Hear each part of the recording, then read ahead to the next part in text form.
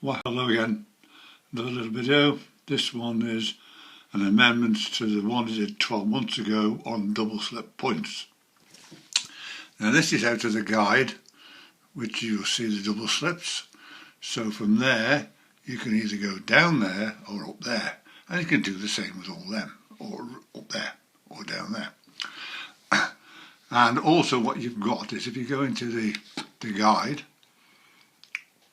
that shows you how they operate with the 1.1, 0.2, and they operate through that.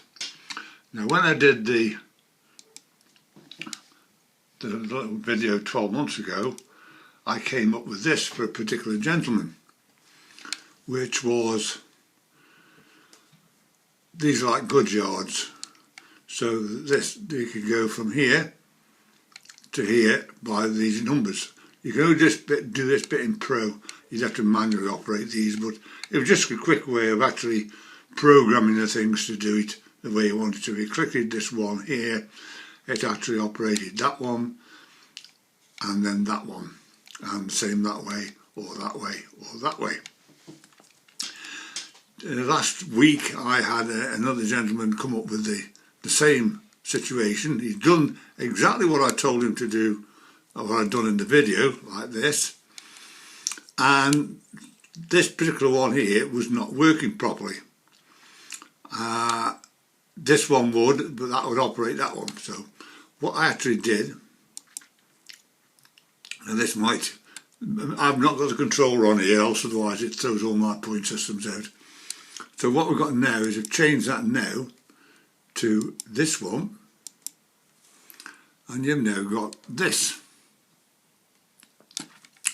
So basically now all those controls out of the system, you've now got from here, this is the freight line to the main line, which is down here, and this one now goes down here, down here, down here, and down here, or you can go the same way to the main line up to the freight.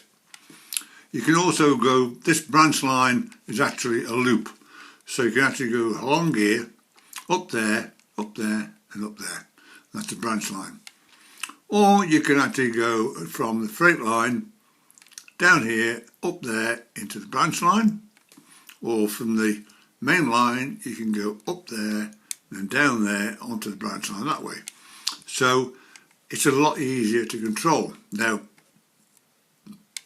they did come with a problem with this. One thing is the points were the wrong way round. This was number 2, that was number 1, and that's about the other way around. That is number 2, that's number 1. So I swapped all that around, but this point was still not firing properly.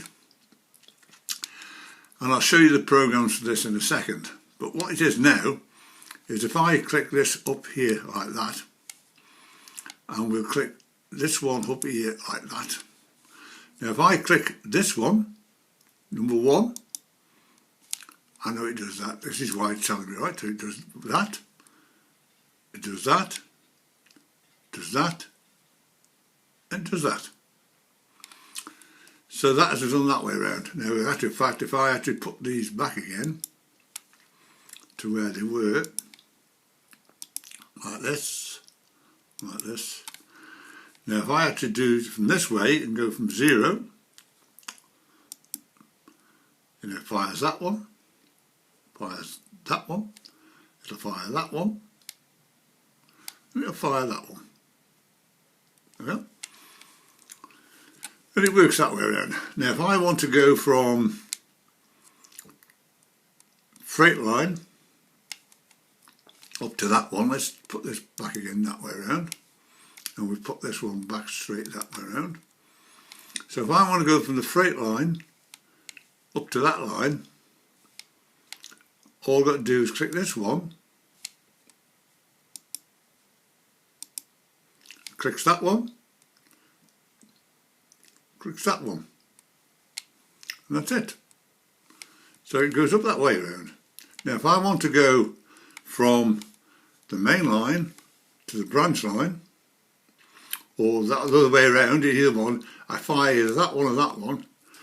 So I do this one, right, click this one, like this. It's now turn that one, turn that one, and turn that one. So I can go any way round which I want. But this point here was still not working properly.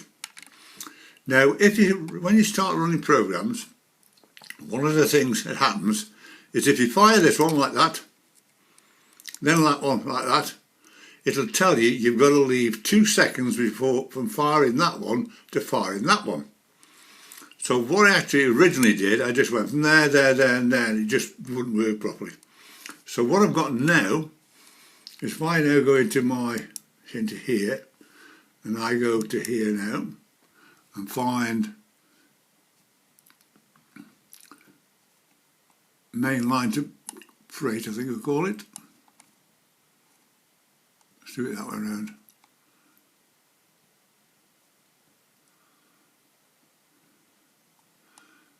Yeah, main line to freight. There. If I now click that, what I've done here, I've made them a 3 second between each of those points. Because what happens is, as it happens, in a lot of cases it doesn't matter. But what it is because you've got number 1, number 2, number 3 and number 4 point. They are all in the same decoder. So it's not giving time for the capacitor in the decoder to fire from one to another to another to another. It'd be different if it's firing in one decoder and then firing another decoder. So this is what you've got to be careful of. So what I did is do 3, 6 and 9. And it works perfect that way around. And actually, fact, if I go to some of the other ones, there's a main freight. Let's go for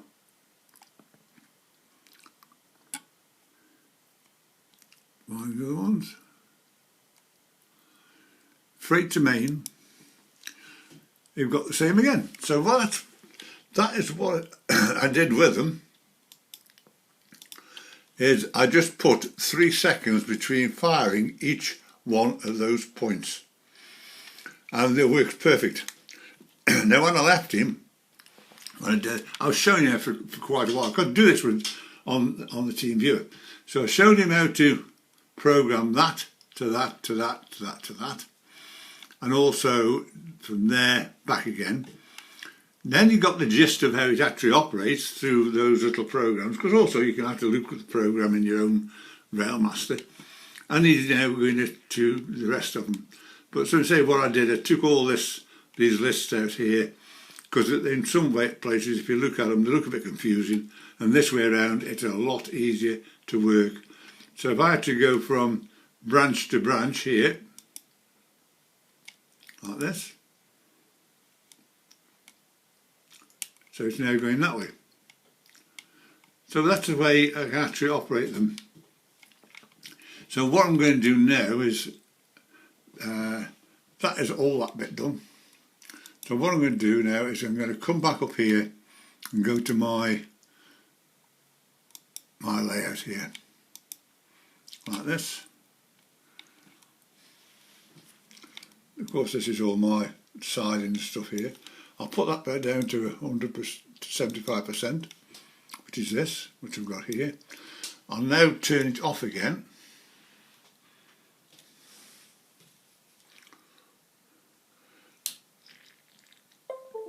Turn on my controller, which is an Elite, which I've got up here. Click on this, click on this.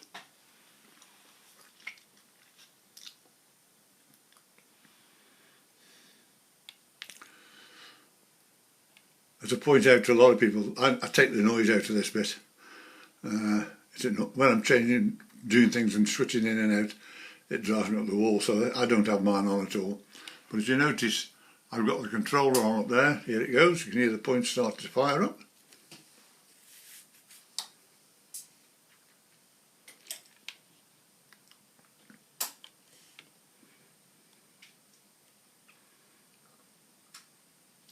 So if anybody's got any problems with points and firing points and things like that, just give me a call. And one thing is make sure you've got TeamViewer onto your computer, because then I just link to your computer I can do this in minutes.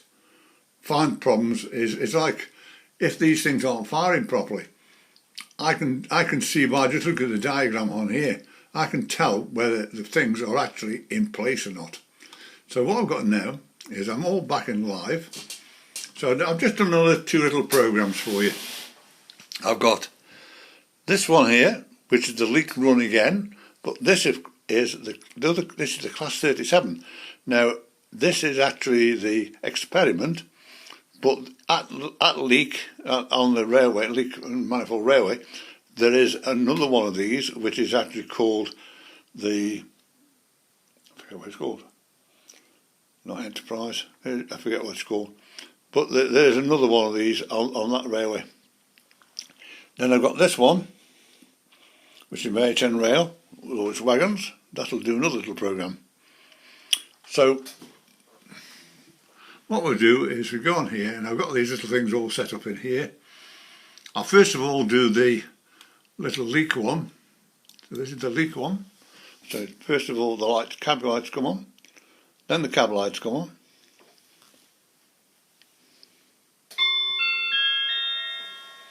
The next train to depart on platform 2 will be the 10:15 holiday special. I'll just put the coach lights on. Lead, calling at Roaster, Denstone, Alton Towers, Oakamore, Kingsley and Froghall, Consul, Chettleton, Leek Brook Halt, and Leek only. This train is formed of 2 coaches. Now this is a non-sound train. Is located at the front of the train. So here are the coaches. Please mind the gap when boarding And this train. That's coach doors. The guard, they're not coming out of there, they're coming out of another train, a sound train. As I've shown you before, I can actually fiddle the system so much. That's this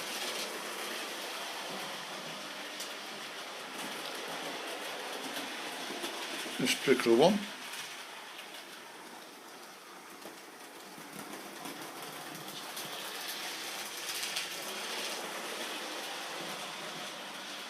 I remember what it is. The one that's at leak is called Eastleigh. Just brought it back. I used to go to Eastleigh quite a lot at one time, delivering vehicles. But the Eastleigh one is actually at the Leek and Manifold Railway. The next train to arrive on platform 2 terminates here. Well, done. Change please on platform 2. And that's that one done. Now what I'll do is do this one. So what I've got there is another little, there we are, another little train on here. There's a driver getting in, shutting the door, cab lights on,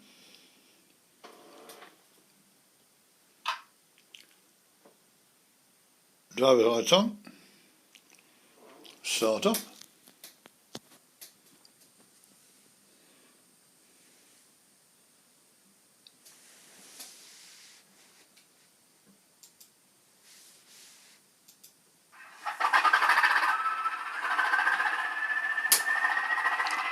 Points have changed.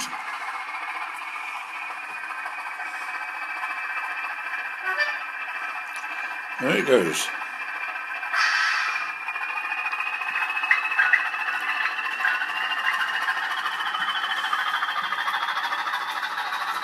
Now, just as this gets over there, those points will now change. There we are. You can now build up speed.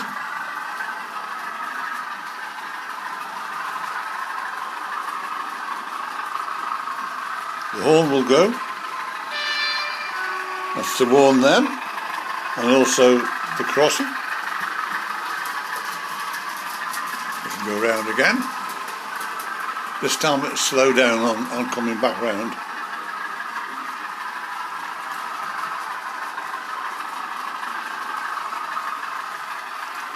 Again. No, slow down. They go just over the crossing and stop.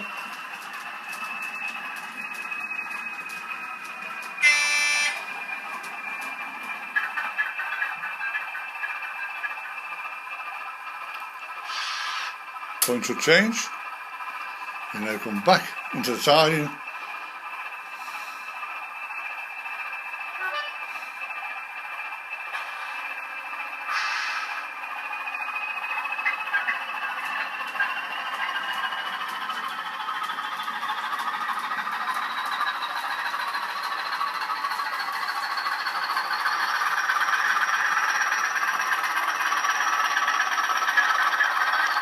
And you stop exactly where it should do. Yeah. As the punch on back, the engine will turn off.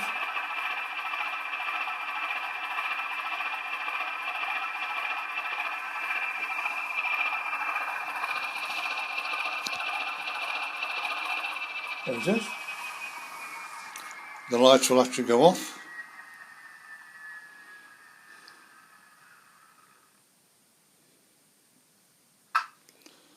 There's the lights go off. There the cab go off. You now get out the door, shut the door, and it's finished. That's another little easy program. I just love doing programs. I say, I've had one or two people this last few days, kept me busy. Another one which I had was he couldn't get to read CVs. And what it actually was, in actual fact, is, I'll just take this out of here for a second. If we go to here and go to Device Manager and go to here, go to Port Settings. This was set at 9600, which is the normal, the default one that it always goes to. And it isn't. Because you got an E-Link, it was actually that one, 115-200. But this one, of course, this one is a Elite up here, so it's 19200. And that is, all I did was do that, come out, fire it up, and it read CVs perfect. I've had all these problems many times over. I've been doing this 9 years. Every fault that's ever been in this thing I've found, I think. So if you do have any problems with Railmaster, just give me a call. My number is 01782 302194. My email address is there. I'm here virtually every day, very rare away. If anything, it'd be in the mornings I'm not here, but in the afternoons I'm always here, and evenings as well. I'm here 7 days a week, 24/7 basically. You can check out if you can catch me in the mornings, but I might have gone shopping or I might have gone up the railway shop, one or the other. So you've got my phone number, you've got my email address. Please subscribe and I'll see you again soon. Bye.